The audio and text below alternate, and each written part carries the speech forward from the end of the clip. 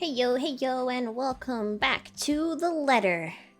I am trying so hard to finish Rebecca's chapter. It feels so long. But, we're at the point of the story where Rebecca goes to the mansion housewarming party. Luke is revealed to be some bitch's baby daddy. I forget her name. She has a very thick accent. Well, she was also drunk. So we should be at this party with Zachary, our big, lovable friend, who is totally gonna get with... What's her name? I forgot her name. The blonde. I can't remember her name.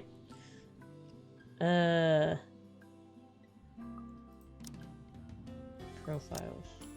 Marianne? No. Hannah! It's Hannah. Hannah Rightney Evans. Alright, let's get into it. Except the whole thing's off to a bad start. And all of a sudden, whatever Isabella claims, dwelling in this mansion becomes the least of my concerns. All of the cabbies in Luxembourg I have to chance upon the superstitious one. Still not as bad as finding out your car's starter refuses to crank on when it was still working this morning, yes. But it's equally as frustrating when you're forced to walk the rest of the way. All because your driver got spooked. Bless you, Butters. Isabella and him will get along so well. I do get his reasons. After all, I've had my fair taste of bazaar lately. All of which might have been brought upon by that letter Isabel found here. But you'd think he'd at least be charitable enough to take me a little closer to the house itself, not at a distance 15 minutes away from it by foot. Good thing I'm not wearing anything too formal or constricting. Otherwise, that short walk would have likely put me in a bad mood. Long before I have to suffer in a room full of strangers tonight. Although this soon proves to be a problem the second the driveway comes into view and I near the entrance. Severely underdressed is a total understatement to describe how I look. Cars worth more than my own apartment and childhood home combined line the mansion's front yard. Men and women decked out in their best also flock near the entrance. Most are eager for the festivities to start, while some are simply idling about, enjoying the warm afternoon sun before it sets. But once the woman standing in the front porch speaks, their undivided attention immediately shifts to her. Presumably Miss Wright, from the confident manner she holds herself among present company. This despite keeping a far simpler appearance than the rest of her own guests, or not having her husband beside her. A trait worthy of utmost admiration at best. At worst, she's the envy of every woman, the subject of every gossip in Luxembourg. Welcome everyone. And Mom said we could have been good friends. I can't even picture myself mingling with the kind of guest she has. Though I admit she does seem familiar now that I've seen her this close. Memories of sitting in a vanity, not mine, being dressed in clothes too fancy for my tastes. They flint briefly in my mind until her cheerful tone rises above the buzz of her enraptured audience again. Please, make yourselves at home. I wish I could share her enthusiasm, really. But being surrounded by all this extravagance, for the lack of a better term, merely makes me dread how the rest of the night might go. I shouldn't have let Luke's word affect me like that. I should have just gone ahead and asked Ashton like I've planned. If he were here, then I won't have to... Be careful with Shirley, alright? The rest of that thought dies in my mind at once. The moment of astonishment overcomes me, before confusion sets in seconds later. It takes another for my body to catch up. Once it does, I finally turn to see it for myself. It's his familiar mop of hair that catches my eyes first. And there he is, almost at arm's reach, if it isn't for the guest standing between us. Ashton Frey standing at the unregarded mansion, his driveway, with an air too lackadaisical for someone who absolutely abhors parties in any form. Or has any business here, as far as I know. So he was at the party? The picture it forms is too bizarre for me, that my mouth speaks ahead of any coherent thought. Ashton? He swivels on his heel with an equally puzzled face. An odd expression flashes momentarily across it once he sees me, though he blinks it away before I can figure out what it is exactly. Becca, what are you doing here? I was invited. Really? I had no idea you were friends with the host. Well, it's my parents, actually. But that's beside the point. You got your wish. What are you doing here? You hate parties. I still do. I'm just here on behalf of a friend. That in itself is weird coming from him. It doesn't help that he isn't even making an effort to spare a glance my way when he answers. Instead, they're focused at some point in the crowd, his gaze darting between people walking past us until a small frown forms on his face. That's rare. Do you have someone with you then? Nope, just me. I won't be staying long. Oh, well, if that's the case, maybe you and I can... Chief? Ashton, what's... Unexpectedly, he places a hand on my shoulder, stopping me mid-sentence. He still has a distracted look on him, except this time his eyes are sharper, as if he has found what or who he's been searching for among the throng of partygoers earlier. Sorry, Becca. I need to... There's something I need to check for a bit. I'll talk to you later. Do you have a ride home? No, I had to take a cab here. My car wouldn't start this afternoon. But what about... I told you to get that old thing checked before, didn't I? You can head back with me after this. Anyway, I gotta go. See ya. Be careful, okay? I meet the smile he hastily throws my way with a frown of my own. What does he mean by that? But before I can ask, he already has turned his back from me and is walking away without a single explanation whatsoever. In some desperate effort, I tried to catch up to him, if only to know what warranted his sudden departure and his odd warning at the end. Hey, be careful! About what exactly? Only for my attempt to be interrupted by a muffled ringing from my pocket. Mum's cheerful voice greets me as soon as I answer. Yes, I'm at the party already, Mom. Yes, I'll say hi to her if I can. How come? You had a picture of Miss Marian McCulloch, but you don't have a picture of your mum on your phone. The conversation itself doesn't last long. Just a simple hello, a reminder to enjoy the party, and to send their regards to their old student. But when the call ends and I get to look up, Ashton's already nowhere in sight. With a sigh and admittedly a little disappointment, I tuck my mobile back into my pocket and head inside. Even with familiar company, however coincidental, this is somehow shaping up to be a terrible evening. Oh, such hurrah! Fancy. This dress makes your legs look short. The party hits full swing an hour later. With the host's opening remarks given, still no sign of a husband, the poor woman, and the guests promptly fed. The band shifts the melody to a livelier tune. Soon laughter and rhythmic tapping of shoes fill the room, all in accordance to the lifting strains of music. It seems fun, I admit. Fascinating at certain moments, the flurry of dancers making the music their own, almost with no care in the world.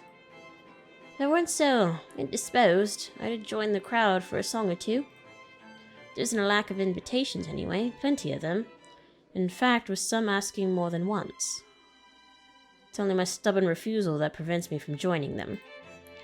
And I can. A single nod is all it takes, and the evening would have been far more enjoyable for me.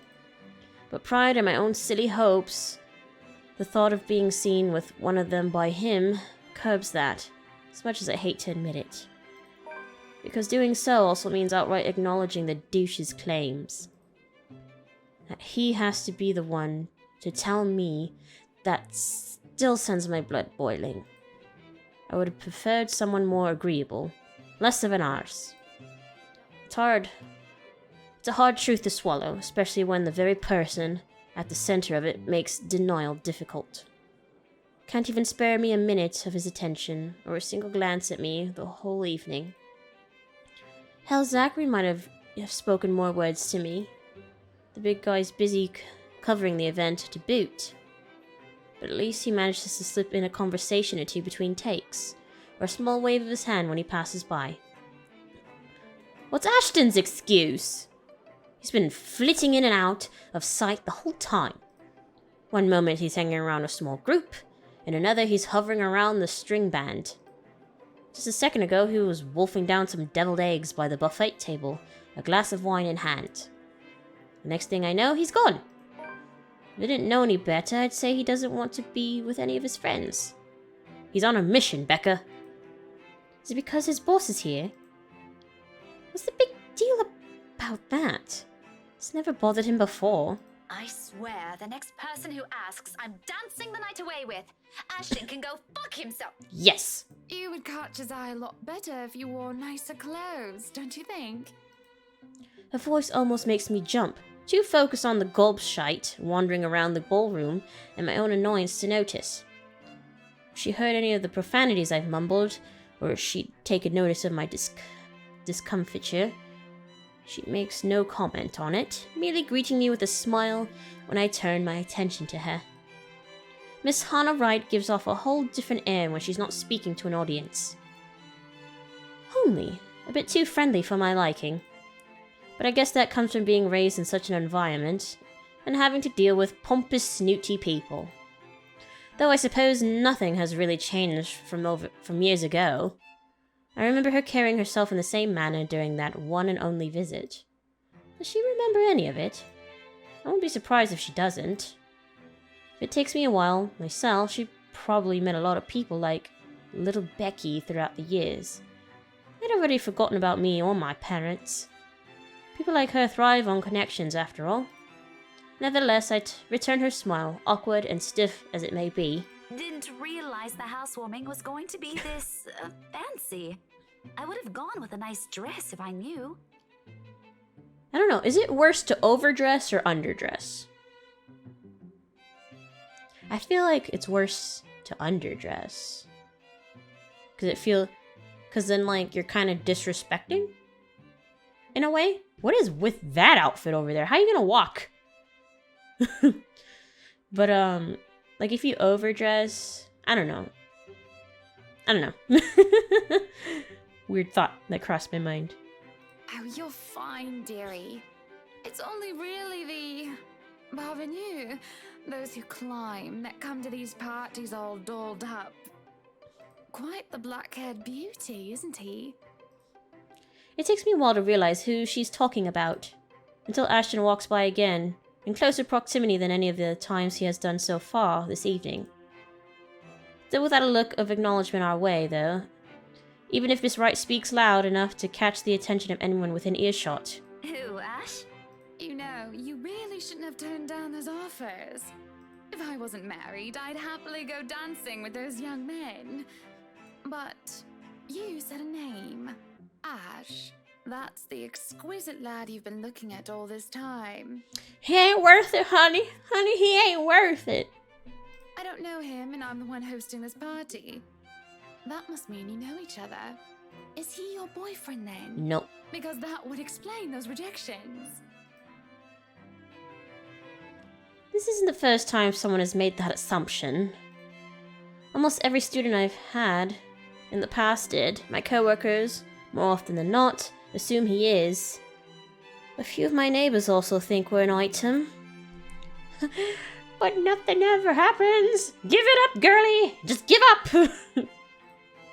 Not that Ashton has ever reacted to those. He's been quite indifferent about it, in fact. Still, the heat of the blush creeps up in my cheeks. I deny already, despite wanting it to happen so badly myself. What? No, that's ridiculous. He isn't my boyfriend. Such a violent reaction. A simple no would have sufficed. Yeah. Many here would be happy to hear it. And I haven't been looking at him. You staring at him all night, girl. Like, please notice me, senpai. I do my best to summon a straight face, but before her good cheer, it easily falters. That's right. You've been staring. Quite heatedly, in fact. Although I'm not sure if you look like you want to kiss him or kill him. It's more the latter currently. Just don't go murdering him on my property. You just need more ghosts on property. I don't want to walk into a room and suddenly find a body there.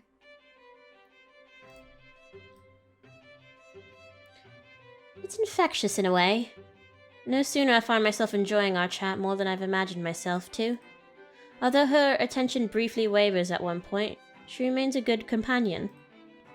Even more once I've mentioned who my parents are, her face quickly lights up, and fondness graces her face despite the meeting from several years ago being a short one. But of course, there are some things we really can't avoid talking about.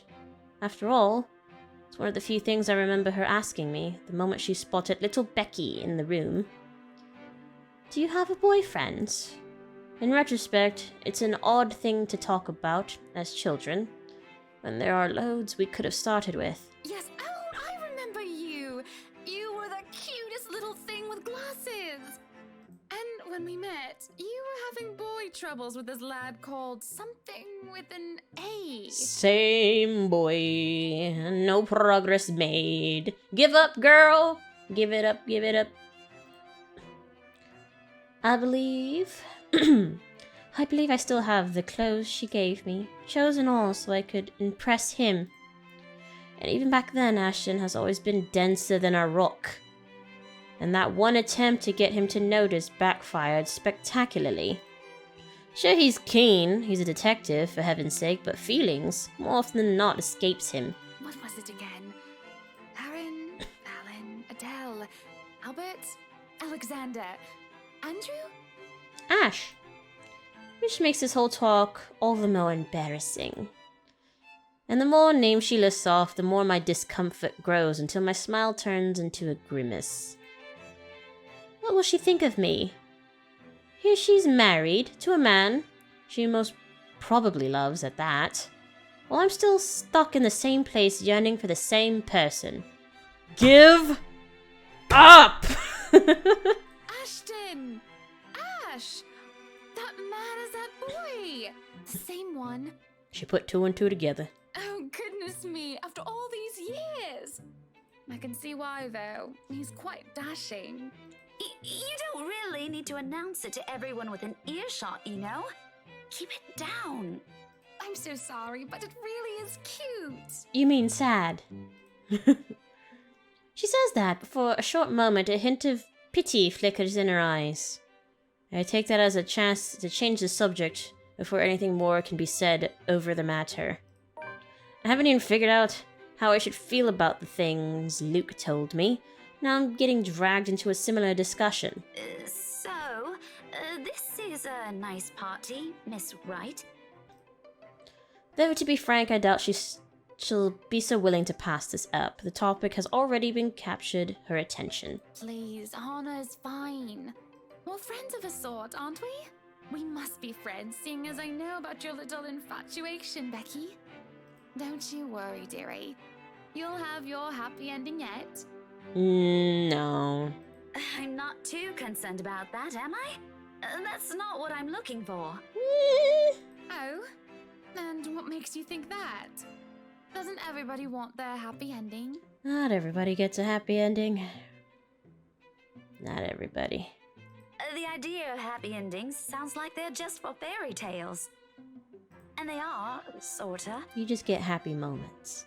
I don't think you can just sit around, trapped in some tower and hope for the best. If you love them, you have to fight for it, right? There's a point where it's, to stop fighting for it because it's, futile. Like, this situation. Stop. You're not just going to sit there and hope that everything will just fix itself on its own. Like everything, you have to work at it. Well, you're being a bit contradictory. Fix itself on its own, because you're not really making like a real effort. You're just waiting around, being available, too available. Hypocrisy, there it is. That's what this is? How dare I preach about something when it's exactly what I've been doing? And then I go and act as if I'm entitled to any of it. That, by virtue of us growing up together, he must return whatever I feel for him.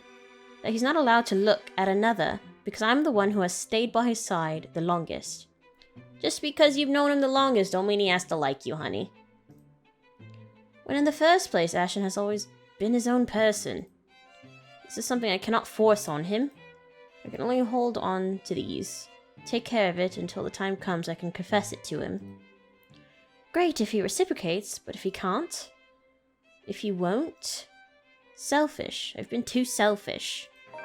How laughable that Luke's words still strike true up until now. But what do I know? You know nothing, Jon Snow! I'm sure the daughter of the two greatest professors I've ever known is smart enough to know what she's talking about. At one point, maybe I would have easily agreed to that. However, the past week, I've also seen changes in the way I view things. It's nice.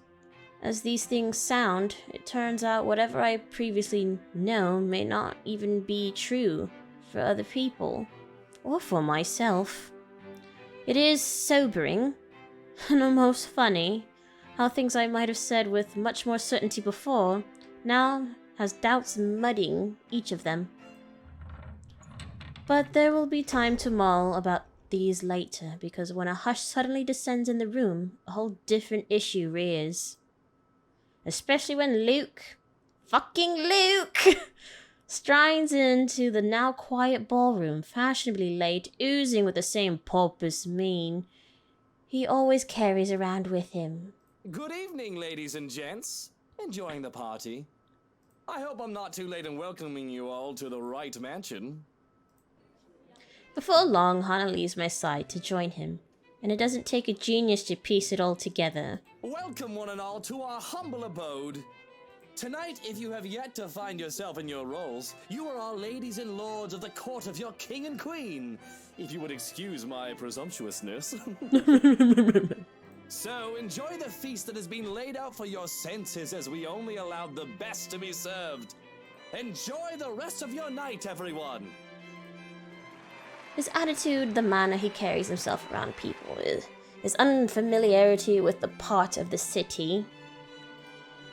Of fucking course. Should have known. Although I'm partly at fault here, tabloids and the gossip columns have never been really my thing. I should have also expected that wherever Luke fucking Wright is, some sort of drama will sure follow. He seems the kind of person who revels in it. Figures it'll find him on its own, even when he's not asking for it. Ah yes, it happens amidst a round of applause and hoots. That people lagging behind the crowd they've gathered does not catch on until the cheers turn into several scandalized gasps. I am pregnant with your little bastard. You promised me you'll take responsibility. God damn it, Luke. I finally got you to talk to me after months of silence, and you do this to me. To me? What do you mean you're pregnant with? Luke, is this true? Lies and slander, woman! Ha! You're a piece of shite. You put a baby in that lady. Security! Johans, take her out of here before she makes an even bigger fool of herself! No, you do not do this to me. I was so ready to leave my stupid oaf of a husband. I told you to leave that damn wife of yours. Look at her. Does she look like she wants a baby? Oh, she wants all the babies. Luke is just like, nah. Does she look like she could take care of a baby? This commotion doesn't go further, despite the drunk woman appearing like she has plenty more venom to spill. In a little while, security shows up, escorting her out. Apparently, she's the chief of inspector's wife, too? As if this whole thing can't get any more fucked up than it already is. What a mess! But the damage has been done, and beyond the repercussions this will bring, I'm more worried about Hana. Maybe Luke too, in part. I've seen the man that hides behind his self-importance, and it is someone who cares for the person who stands beside him. No matter how questionable that is now. After all, no anger is worse than that of a scorned woman. And Hana, well, as refined and well-mannered she is in front of their guests, I'm not sure she'll be all too willing to tolerate this. Her party, her home, her husband, and that woman has just dared to walk over it. Yet, when I glance at her, there is only defeat, a weary slump in her shoulders, and a certain depth to her breathing. Like the fight has already been drained out of her long ago. I don't know since when this has been going on. I don't know either of them well to judge for myself. I'm simply an outsider who happens to have some kind of connection with the both of them. But the air of a person who wishes for respite, it's all too easy to see in her, as she quietly watches the commotion carry on around her. In a moment, before I can think it through, I'm pulling her to the side and waving Zachary over to us. Becca, this is a real oh, hey, Miss Wright. Hello, Zachary. I told you to call me Hana. Did I not? Yeah, you guys are gonna be a thing. Get used to it. You're gonna be a stepdaddy. Yeah, you did. Admittedly, this air of familiarity between them catches me off guard. I won't put it past Hana. Her standing in society compels her to keep appearances, the be nice to everyone sort of thing. While Zachary's glowing client base sometimes call for rubbing elbows with the rich and famous. Although, from the way it appears, this one seems to go beyond maintaining a facade or work. I wonder how this friendship came to be. I'd ask, but we're starting to attract some curious eyes. Most of them are probably searching for more gossip, something to add fuel to the fire. Thankfully, there is no need to explain it to Zachary. He's aware of the situation all too well. So, this is what you called me for. We gonna get Hana out of here? That'd be great. Soon he's leading the three of us out of the ballroom. Anyone who dares speak or approach on our way out, I shut down with a sharp glare. In a few steps, we're out, away from the commotion and the suffocating tension. I don't stay long with them, though. Even if I want to, Ashton's still somewhere in that crowd. I've got to go back for him, at least. No matter how much the idea of that alone sends an unpleasant twinge in my stomach. Hey, I gotta go back in there. Completely forgot my bag like an airhead, and I'll see if I can tag Ash on the way out. You'll be fine here, right, Hana? Not to worry, dearie. I'll just be right here. Zach will be with you if you need anything. Besides, it seems Zachary can handle this without another person helping out. In fact, for some reason, I got this strange impression I might be intruding on something if I elect to remain. Better to entrust this with someone she's comfortable with. And though it might be a little inappropriate considering what has transpired, a smile warms its way to my lips as I leave. Good on them, I suppose. Chat has exploded throughout the whole ballroom once I return. Worried murmurs, clicking of tongues, inappropriate gossip filters through the thick tension in the room. Most of them haven't even left the premises, and they're already talking about it. Tomorrow it'll be on the front news for sure, in every local broadsheet and tabloid in Luxembourg. No wonder Luke's knee-deep into damage control. With the scandalous woman gone, he has turned his attention to the media covering the event. Though, so far, he isn't faring well in the cleanup department. Now, people, we all know the drill. I'm sure you're all itching to get a start on those articles. Good thing Zachary isn't here. I can't imagine a man of his temperament dealing with someone like him. But if I read one word, see one picture about this come morning, even a single shot of the bloody wine glass the harlot held, you will all lose more than your jobs. Luke, diatribe? Luke's diatribe goes on for another few minutes. after which he excuses himself out of the area. There's a brief lull, a reluctant pause before the place comes astir again, but shortly the buzz returns. Dancers have once again taken the floor, and their guests' excited talk begins anew. But I could care less about any of this now. Simply standing in the middle of it already gives me a headache. When the shock has faded, I just feel bone tired. I've accomplished nothing of what I've come here for, and apparently Ashton's disappeared sometime during the commotion. I'm not sure what pisses me off more. That he ignored me the whole evening and might have just left without saying anything? Or knowing he obviously has some other motive for being here. Can't he at least trust his own friends for that? He didn't have to hide it from me. It's the last straw. No longer in the mood, I grab my bag and head out, more than ready to end this disastrous night as early as possible. As it turns out, the night isn't done with me yet, because no sooner as the porter closed the door behind me, I find myself standing alone in the foyer with one Luke Wright. No sign of Hannah or Zachary, just him, the agitated clicks his shoes make when he treads around the empty room.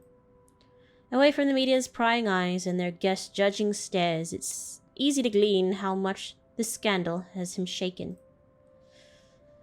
Not to the point where he has utterly lost his composure. He appears to have mastered himself enough not to. But an ample opening is there for a nervous edge to show on the lines of his shoulders. What do you know? The man is not as tough as he makes himself out to be. Sure, I've seen this before, briefly in that 1 second in the hallway at school. It's a strange matter, however, to witness this out in the open. Behind closed doors, this is the real Luke Wright. Though maybe that's because he hasn't noticed my presence.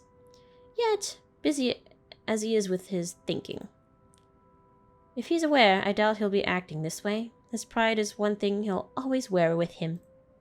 Even now, when I place a gentle hand on his shoulders, he whirls around to face me. There's a second long moment of anger flashing across his features before it dissolves into confusion.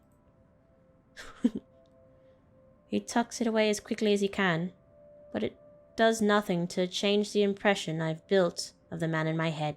Daisy, must you be everywhere? Rebecca! We've only met 3 times, Luke. Quit the dramatics. Besides, shouldn't you be aware of who gets invited to your party? If I was, there wouldn't be any of that scene tonight. That munter wouldn't even get an inch within this property. I'd ban her off Luxborn if I could. He probably pawns everything off to their servants and Hannah. Pompous elitist douche. Did you just come out here to lecture me about it? Because, Daisy, I can already feel one coming tomorrow.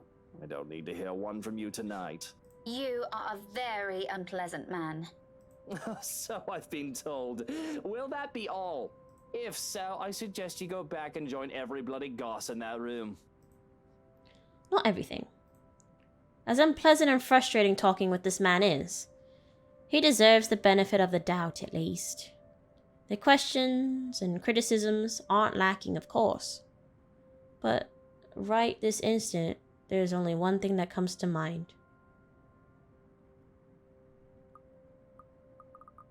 Oh. That would be rude to ask. You should be with your wife. You know, brooding over here isn't going to fix this mess. Again with the lecture. Will you stop calling it that? Very well, what should we call this then? A heart-to-heart? Please don't, I might puke. And just so you know, I don't want to talk about feelings. Ever. This isn't one, all right? It's just a friendly concern. Bloody hell, can't you just take it for what it is? He pauses at that. Suddenly he doesn't know what to do with his hands. In the end, he simply stuffs them back into his pocket and sulks. There probably aren't many people who'll tell him that. He's a difficult man to get along with, after all. I honestly won't give him a second of my time if he didn't see a different side to him. If I didn't see. Dealing with him requires more than patience. When the awkwardness passes, mostly coming from him, he merely glances away. But the tightness in his shoulders has eased, and when he speaks again, despite rather rude choice of words, none has any venom in it. Friendly concern, right. While we're at it, I should mention that Hana used to call that viper friend. Now I think she might want to strangle the Munta if she sees her again. After she's done with me, of course. I doubt she's going to do anything like that. What do you even know about this? Oh, I know enough. You may look like a sleazy douche, and you still are, by the way. It's almost comical how fast his face shifts from mild disdain to offended, but I won't let it distract me. These things need to be said, and he needs to hear them, even though they're coming from some meddling stranger. But you have your few good moments. I might even say that you're a decent person, if I'm in the mood. Now go. If you really love her, you've got to try and fix this yourself. Maybe tomorrow. Luke! Daisy, did you see her earlier? Was that the face of a wife who wants to have a chat with her cheating husband? Oh, well, at least you admitted you did something wrong. Good for you. Good for you! How about a star? Would you like a star to go with that good deed? Don't get used to it. Do you realize how awkward this is? Oh, I do. Before I even thought about what to say, I've known there can only be two ways this can go. All things considered, it isn't as bad as I assumed. However, there are still some things my brand of encouragement can't fix. His marital problems first and foremost, his attitude follows right after. Concerns aside, I can't help with those. Those are things only he can fix, and it's definitely not by standing around here bantering. Don't worry, she's gonna be with Zack. Don't worry, I was just about to leave. Feel free to continue with your brooding once I'm gone. I'm not going to tell anyone. Cross my heart. You think this is funny, Daisy? Laughter is the only response I give him. With a slight wave of my hand, I end it right there and walk away. Although, I can't resist the urge to glance back before I leave, if only to have one last look at the man he really is. But an instant I turn my gaze on him, I see it. Looming, hovering over his shoulders, drawn to him like a moth to a flame. Like the first time I've stepped inside this place in search of Isabella. He was there too, wasn't he? That man, along with his wife and another person, Miss McCulloch? And that shadow? No, a woman now. Her. No longer a dark blur. Terror rushes through every vein in my body. A crippling sensation gripping every part of me, while she stares at me with a glare filled with nothing but hate and venom. It's like she's staring at the eyes of a woman I've unknowingly robbed of something precious. I try to say something, a warning, but before I can gather my wits and voice it out, someone shuts the door behind me, as if to keep outsiders away from the secrets this mansion possesses. The brush of fresh air against my cheeks does little to dampen the chill in my bones. By now, the sensation, the fear, the disquiet it leaves whenever I see her is familiar enough for me. Already, it has made a home in my nerves. I don't even notice my trembling hands until I cross my arms across my chest. The cold from the tips of my fingers seeps through the thick material of my shirt. Neither of it helps bring together some semblance of coherent thought in my head. But I know I should. Someone has to tell that douche. I start walking back before fear can cripple me again. It's not wise. Returning, that is, especially after what happened. But Hannah's still an old friend, and Luke doesn't deserve whatever misfortune that letter might bring. I can't just leave those two in there. Isabella's right. She's real, and there's something she wants from everyone who has read that. Becca, where'd you go off to? If you're done here, let's go. I'll get you back to the city. My mistake. The second his voice cuts through the crisp night air, is that I've allowed my annoyance to get the better of me. Fuming, purpose forgotten, I whirl around and march towards him. One accusation after another piles up at the tip of my tongue, ready to be hurled at any moment. There is no hesitation holding me back when I fling it at him. That straight face he keeps as I do so doesn't help temper my anger either. The only mistake, it only makes me want to slap some sense into him. Shouldn't I be the one asking you that?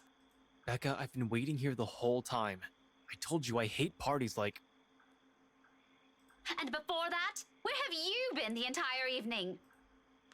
Right then and there, I might have forgiven him if he'd shown some ounce of remorse for leaving me like that. Maybe he could have looked away and given me a sign that my assumption might be right. He doesn't even need to put them into words. A single gesture of confirmation is all I need. Rather, what I get is the same impassive look. He does that whenever he can't disclose anything. He does that whenever he's lying. In the face of it, amidst the thick tension, a frustrated huff is the only thing I can summon. Be that way. Fine. Suit yourself. No more words. After everything I've seen and heard tonight, I'm already too exhausted for words. So without speaking any further, I simply walk past him and stomp over to his car.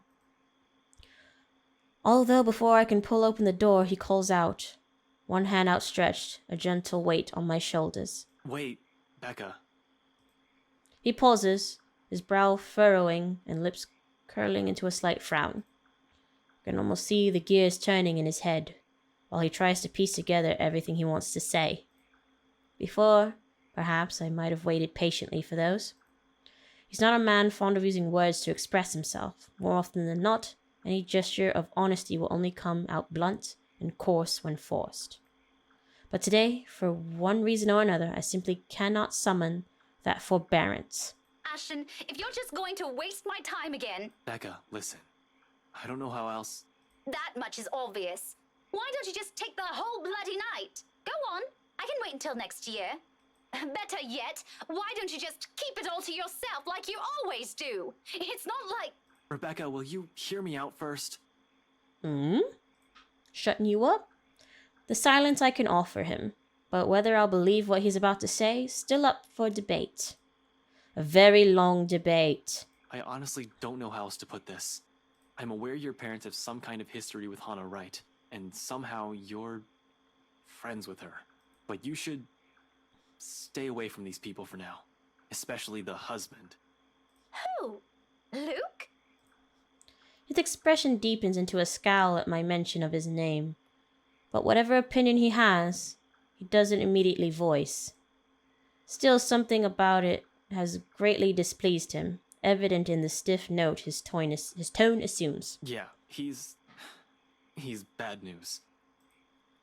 It's my turn to frown this time. What does he mean by that?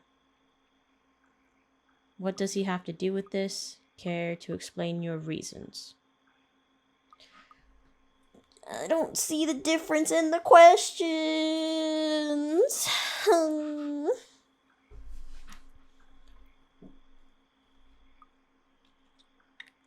I guess this is more putting the focus on Ashton.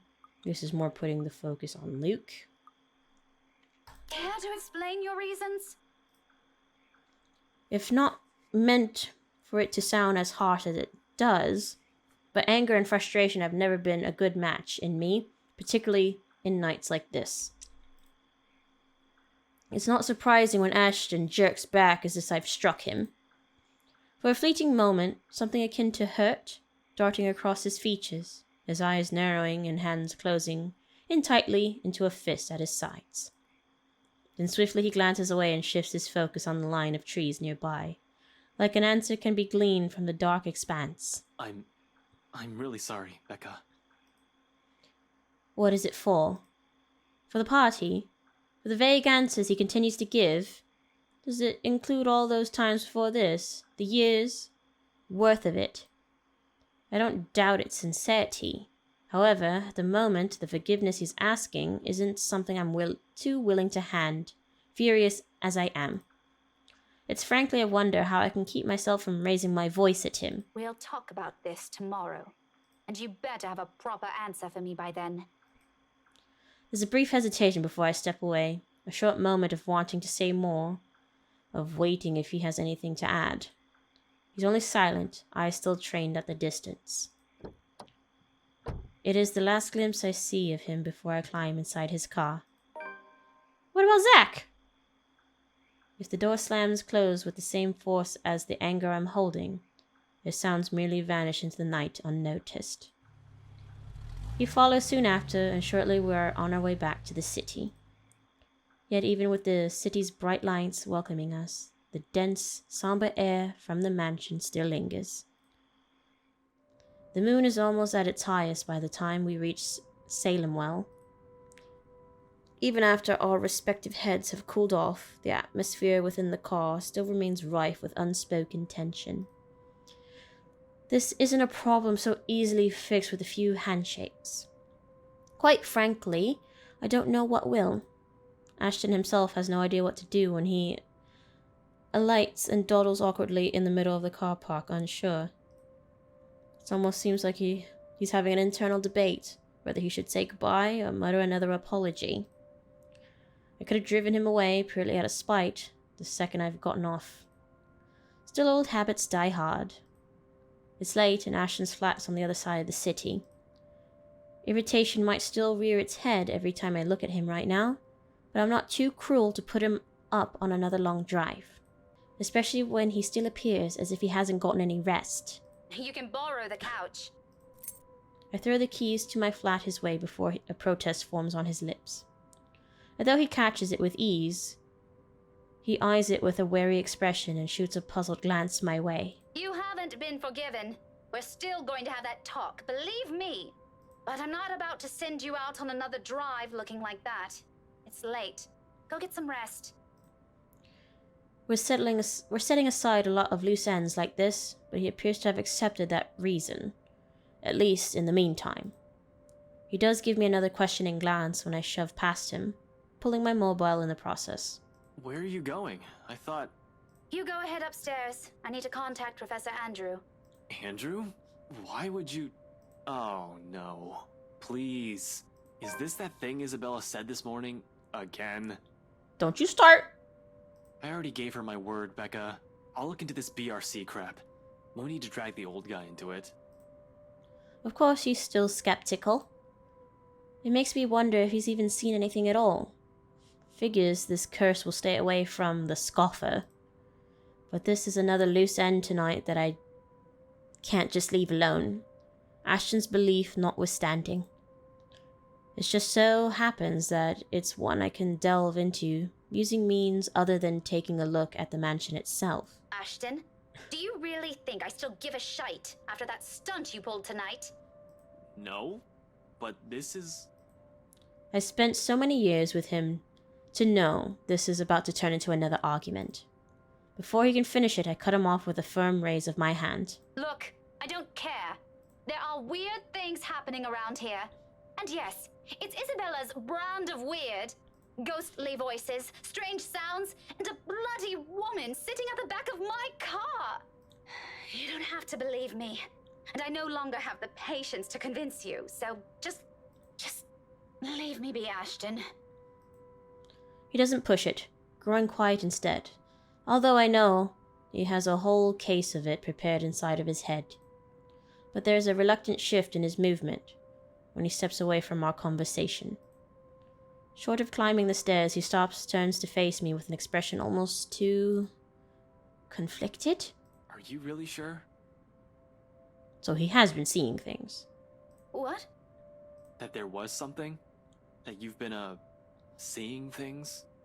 Yes, I'm very, very certain. Now go, and you better not break anything in there. The last time I let you stay over, it was that statuette Belle gave me. You haven't even replaced that one.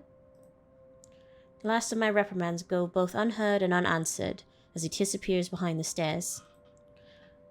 If things aren't as strained, he might have a quip or two about that, followed by a light banter.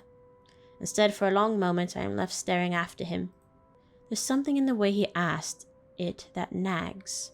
Coupled with his expression, the whole exchange just feels unsettling. He's been seeing things too. One thing that doesn't fade, even as I gather my thoughts and shift my focus on another, even as I dial Professor Andrews' number. And that's when it clicks. During the long wait for the professor, one stray thought emerges from the unease. Ashton has not intended for his questions to be a jibe. It's concern. For what, though? For my well-being? The letter's curse? The woman I mentioned?